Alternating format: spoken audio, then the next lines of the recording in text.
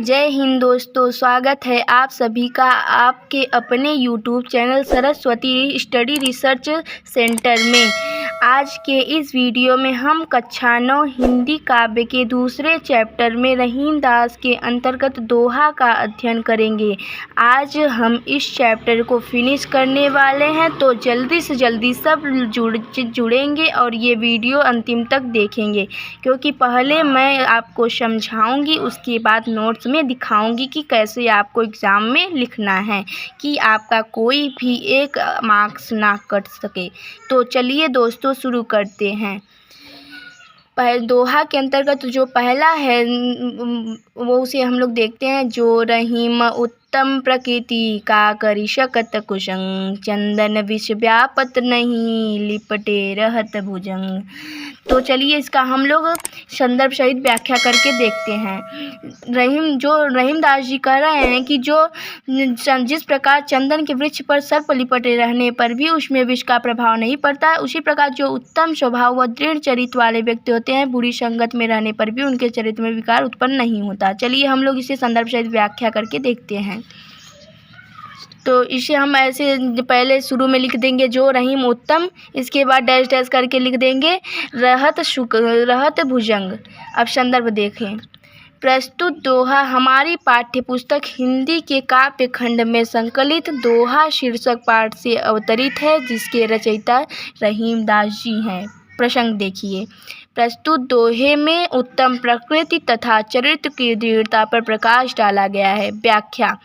रहीम दास जी कहते हैं कि जिस प्रकार चंदन के वृक्ष पर सर्प लिपटे रहने पर भी उसमें विष का प्रभाव नहीं पड़ता, उसी प्रकार जो उत्तम स्वभाव व दृढ़ चरित्र वाले व्यक्ति होते हैं, बुरी संगत में रहने पर भी उनके चरित्र में कोई विकार उत्पन्न नहीं होता। चलिए दूसरा देखते हैं।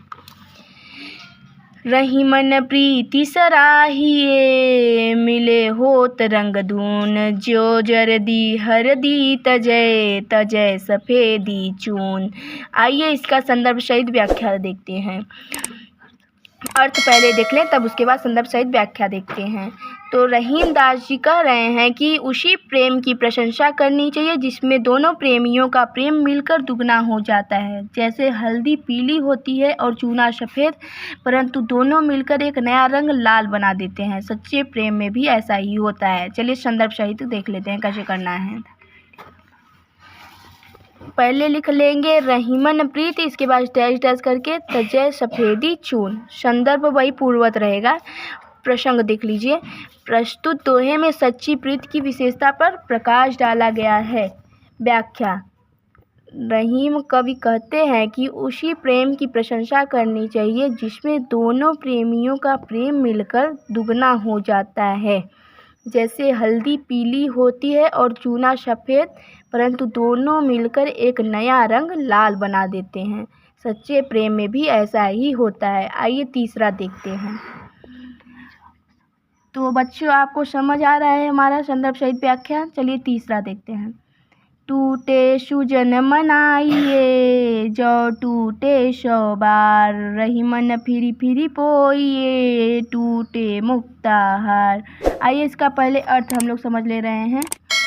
रहीम कवि कहते हैं कि यदि सज्जन रूठ भी जाए तो उन्हें शीघ्र मना लेना चाहिए। यदि 100 बार भी नाराज़ हों तो उन्हें 100 बार ही मनाना चाहिए, क्योंकि वे जीवन के लिए बहुत उपयोगी होते हैं। और जिस प्रकार सच्चे मोतियों का हार टूट जाने पर उसे बार बार पिरोया जाता है, उसी प्रकार सज्जन को भी बार बार रूठने पर मना कर रखना चाहिए, क्योंकि वे मोतियों के समान ही मूल्यवान हैं। आइए इसका संदर्भ सहित देखते हैं।